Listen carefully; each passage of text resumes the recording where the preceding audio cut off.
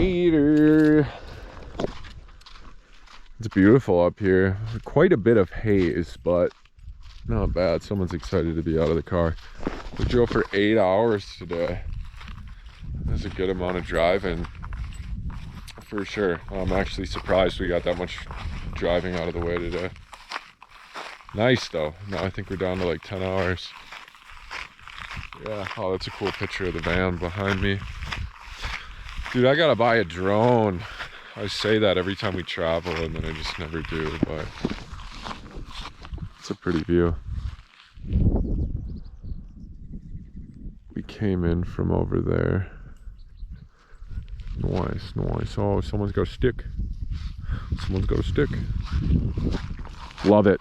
Love it, love it, love it. This is what we live for. He's just so excited to be outside. Oh my goodness.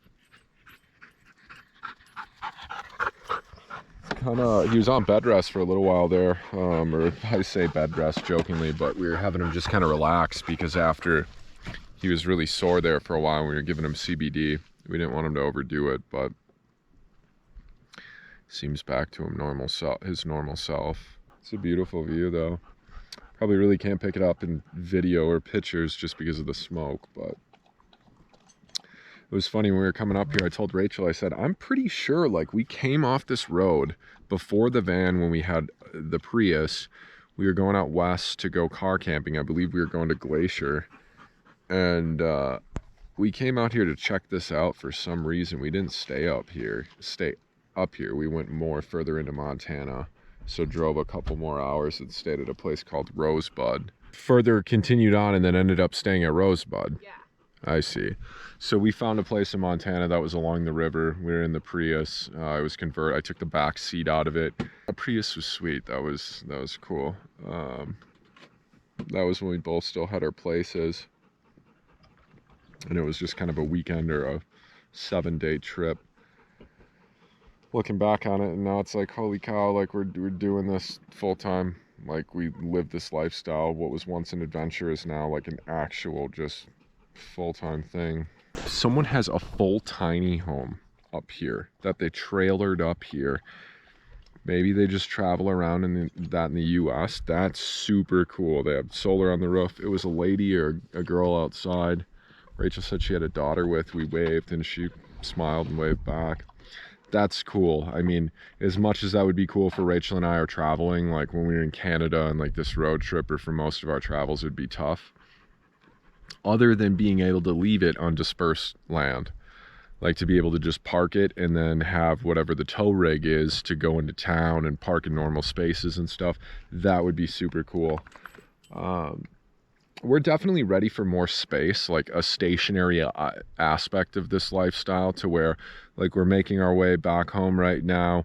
We'll be there for a week. We have a trip planned, and then when we get back, we'll probably figure out where we're going to go or where we're going to head.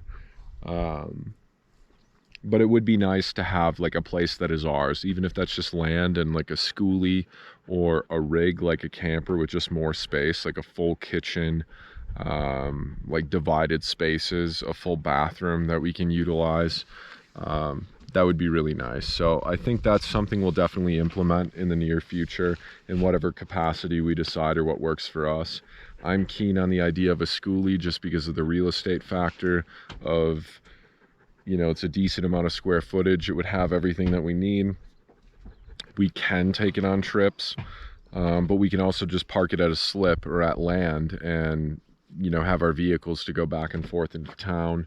And then you're not paying the property taxes on a house. You're not worrying about a house. You know, when we hit the road and travel like we know we're going to want to in the van, that would be an opportunity of just saying, hey, you know, if we're going to go leave in the van, we take the schoolie, we bring it to a secure storage facility, no different than a camper. And there's a little more peace of mind than just leaving a built out tiny home or cabin in the middle of the woods and hoping, you know, one, critters don't get into it, or two, secondly, two-legged critters like humans that are up to no good trying to steal stuff. And, you know, if our personal belongings are in there, and the tax factor of it, to pay taxes on something that's 6-7 months out of the year, we're not going to be there. If we're going to be traveling or, you know, working remotely and kind of bouncing around the US, So I don't know, we'll see. It's one of those things where we're anxious. We want to feel like we're planting roots somewhere, but we don't necessarily know where to plant roots, so it makes it tough. We're kind of like, hey, you know, we like the Pacific Northwest, we like Colorado, everything's expensive in both of those. Everything's expensive everywhere.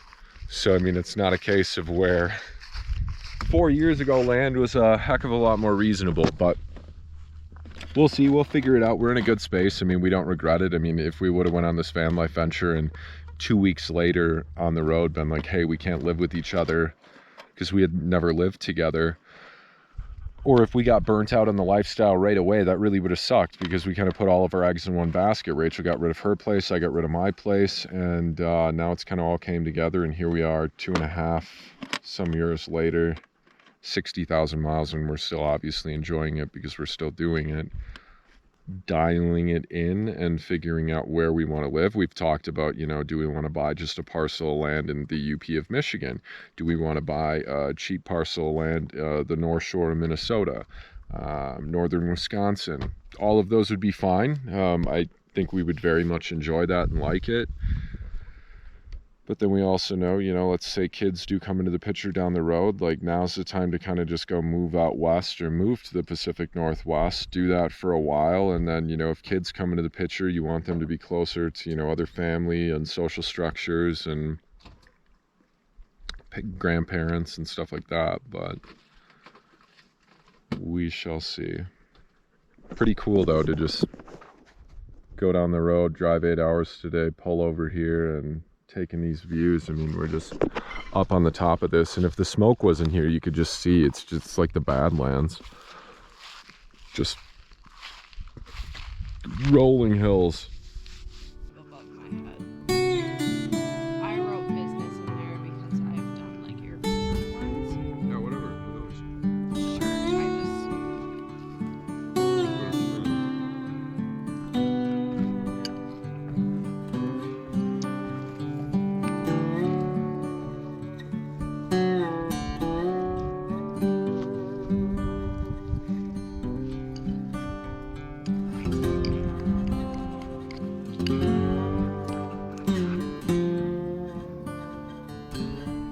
That's crazy that someone brought a time.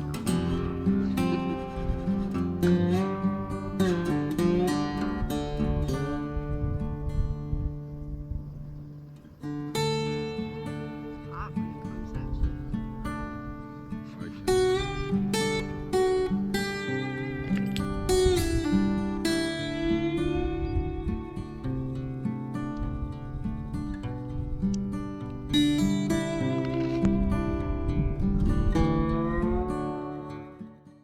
Well, we are off to the races. We stayed at the spot last night. It was great. Had a fire. It was super peaceful. Propane pipe fire. Propane fire, yeah. It's As super. the rules requested. I don't know if there was rules here, was there? I mean, I would never have a fire here. There's so much dry grassland. Like, just if you see, no way.